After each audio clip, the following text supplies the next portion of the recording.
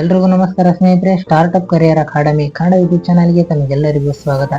ಸ್ನೇಹಿತರೆ, ರಾಜ್ಯ ಸರ್ಕಾರದಿಂದ ವಯೋಮಿತಿ ಸಡಿಲಿಕೆಯ ಆದೇಶದ ಬೆನ್ನಲ್ಲೇ ಕರ್ನಾಟಕ ರಾಜ್ಯದ ಗೃಹ ಸಚಿವರಾಗಿರ್ತಕ್ಕಂಥ ಡಾಕ್ಟರ್ ಜಿ ಪರಮೇಶ್ವರ್ ಅವರು ಪತ್ರಿಕಾ ಸುದ್ದಿಗೋಷ್ಠಿಯಲ್ಲಿ ಪೊಲೀಸ್ ಇಲಾಖೆಯ ಹುದ್ದೆಗಳಿಗೆ ಸಂಬಂಧಪಟ್ಟಂತೆ ಒಂದು ಮಹತ್ವದ ಹೇಳಿಕೆಯನ್ನ ನೀಡಿದ್ದಾರೆ. ಅಂದ್ರೆ 3 ವರ್ಷದ ಈ ಒಂದು ವಯೋಮಿತಿ ಸಡಿಲಿಕೆ ಏನಿದೆ ಅದು ಎಲ್ಲಾ ಪರೀಕ್ಷೆಗಳಿಗೂ ಅನ್ವಯ ಆಗುತ್ತಾ.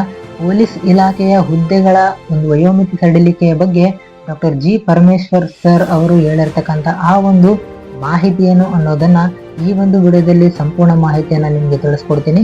ಅದಕ್ಕಿಂತ ಮುಂಚೆ ನೀವಿನ್ನು ನಮ್ಮ ಚಾನಲ್ ಅನ್ನ ಸಬ್ಸ್ಕ್ರೈಬ್ ಮಾಡ್ಕೊಂಡಿಲ್ಲ ಅಂದ್ರೆ ಈಗಲೇ ಸಬ್ಸ್ಕ್ರೈಬ್ ಮಾಡ್ಕೊಳ್ಳಿ. ಹಾಗೆ ಪಕ್ಕದಲ್ಲಿ ಇರತಕ್ಕಂಥ ಬೆಲ್ ಐಕನ್ ಅನ್ನ ಕ್ಲಿಕ್ ಮಾಡಿ ಆಲ್ ನೋಟಿಫಿಕೇಶನ್ ಅನ್ನು ಆನ್ ಮಾಡ್ಕೊಳ್ಳಿ. ಇದರಿಂದ ನಾವು ಹೊಸ ವಿಡಿಯೋ ಮಾಡಿದ್ರೆ ಅದು ಎಲ್ರಿಗಿಂತ ಮುಂಚೆ ನಿಮ್ಗೆ ನೋಟಿಫಿಕೇಶನ್ ಮೂಲಕ ಬರುತ್ತೆ ಅಂತ ನೋಡಿ.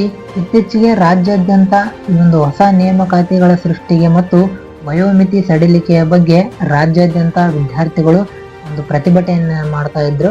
ಅವರ ಬೇಡಿಕೆಯ ಪ್ರಕಾರ 5 ವರ್ಷಗಳ ಸಡಿಲಿಕೆಯನ್ನ ವಯೋಮಿತಿ ಸಡಿಲಿಕೆಯನ್ನ ನೀಡಬೇಕಂತ ಹೇಳಿ ಒಂದು ಪ್ರತಿಭಟನೆಯನ್ನ ಮಾಡ್ತಾ ಇದ್ರು. ಆದ್ರೆ ರಾಜ್ಯ ಸರ್ಕಾರ 3 ವರ್ಷಗಳ ಒಂದು ವಯೋಮಿತಿ ಸಡಿಲಿಕೆಯನ್ನ ಇತ್ತೀಚೆಗೆ ನೀಡಿ ಆದೇಶವನ್ನ ಹೊರಡಿಸಿದೆ.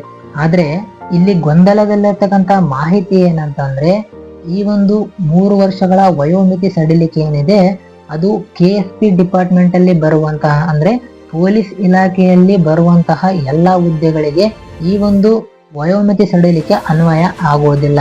ಅಂದ್ರೆ KPSC ಇಲಾಖೆಯಲ್ಲಿ ಬರುವಂತಹ SD ಆಗಿರ್ಬೋದು, FDA, KS ಇನ್ನಿತರ ಗ್ರೂಪ್ C ಆಗಿರ್ಬೋದು ಎಲ್ಲಾ ಹುದ್ದೆಗಳಿಗೆ ಈ ಒಂದು ವಯೋಮಿತಿ ಸಡಿಲಿಕೆ ಏನಿದೆ ಅದು ಅನ್ವಯ ಆಗುತ್ತೆ. ಅಂದ್ರೆ ಒಂದೇ ಬಾರಿ ಮಾತ್ರ ಈ ಒಂದು ವಯೋಮಿತಿ ಸಡಿಲಿಕೆಯನ್ನ ನೀಡಲಾಗುತ್ತೆ ಅಂತೇಳಿ ಇತ್ತೀಚೆಗೆ ಆದೇಶವನ್ನ ಹೊರಡಿಸಲಾಗಿತ್ತು. ಆದ್ರೆ ಇಲ್ಲಿ ಪೊಲೀಸ್ ಇಲಾಖೆಗೆ ಯಾಕೆ ಈ ಒಂದು ವಯೋಮಿತಿ ಸಡಿಲಿಕೆ ನೀಡಿಲ್ಲ ಅಂತಂದ್ರೆ, ಇದನ್ನ ಒಂದು ತಿದ್ದುಪಡಿಯ ಮೂಲಕ ಜಾರಿಗೆ ತರಬೇಕಾಗುತ್ತೆ ಅಂತೇಳಿ ಇತ್ತೀಚೆಗೆ ನಡೆದಿರ್ತಕ್ಕಂಥ ಪತ್ರಿಕಾ ಸುದ್ದಿಗೋಷ್ಠಿಯಲ್ಲಿ ಗೃಹ ಸಚಿವರಾಗಿರ್ತಕ್ಕಂಥ ಡಾಕ್ಟರ್ ಜಿ ಪರಮೇಶ್ವರ್ ಅವರು ಹೇಳಿಕೆಯನ್ನ ನೀಡಿದ್ದಾರೆ. ಅಂದ್ರೆ ಈ ಒಂದು ಪೊಲೀಸ್ ಇಲಾಖೆಗೆ ಸಂಬಂಧಪಟ್ಟಂತೆ ವಯೋಮಿತಿ ಸಡಿಲಿಕೆ ಏನಿದೆ ಅದರ ಒಂದು ಅಮೆಂಡ್ಮೆಂಟ್ ಬಿಲ್ ಅನ್ನ ಸದನದಲ್ಲಿ ಪಾಸ್ ಮಾಡಿ ಈ ಒಂದು ತಿದ್ದುಪಡಿಯನ್ನ ಮಾಡಿ ಇದನ್ನ ಜಾರಿಗೆ ತರಬೇಕಾಗುತ್ತೆ. ಇಲ್ಲಿ C&R ಅಮೆಂಡ್ಮೆಂಟ್ ಅನ್ನ ಮಾಡಿ ಈ ಒಂದು ಆದೇಶವನ್ನ ಜಾರಿಗೆ ತರಬೇಕಾಗುತ್ತೆ. ಆದ್ರೆ ಇಲ್ಲಿ ಗೊಂದಲದಲ್ಲಿರ್ತಕ್ಕಂಥ ವಿಷಯ ಏನಂತಂದ್ರೆ, ಎಷ್ಟು ವರ್ಷಗಳವರೆಗೆ ಈ ಒಂದು KSP ಡಿಪಾರ್ಟ್ಮೆಂಟ್ ಅಲ್ಲಿ ಪೊಲೀಸ್ ಇಲಾಖೆಯ ಹುದ್ದೆಗಳಿಗೆ ಎಷ್ಟು ವರ್ಷಗಳವರೆಗೆ ವಯೋಮಿತಿ ಸಡಿಲಿಕೆಯನ್ನ ಮಾಡಲಾಗುತ್ತೆ ಅಂತ ಯಾವುದೇ ಸ್ಪಷ್ಟನೆಯನ್ನ ನೀಡಿಲ್ಲ. ಅಂದ್ರೆ ಇದು 3 ವರ್ಷ ಸಡಿಲಿಕೆ ಆಗುತ್ತಾ ಅಥವಾ 5 ವರ್ಷಗಳವರೆಗೆ ಈ ಒಂದು ವಯೋಮಿತಿ ಸಡಿಲಿಕೆಯನ್ನ ಮಾಡ್ತಾರ ಅನ್ನೋದ್ರ ಬಗ್ಗೆ ಯಾವುದೇ ನಿಖರವಾಗಿರ್ತಕ್ಕಂಥ ಮಾಹಿತಿಯನ್ನ ಅವರು ಹೇಳಿಲ್ಲ.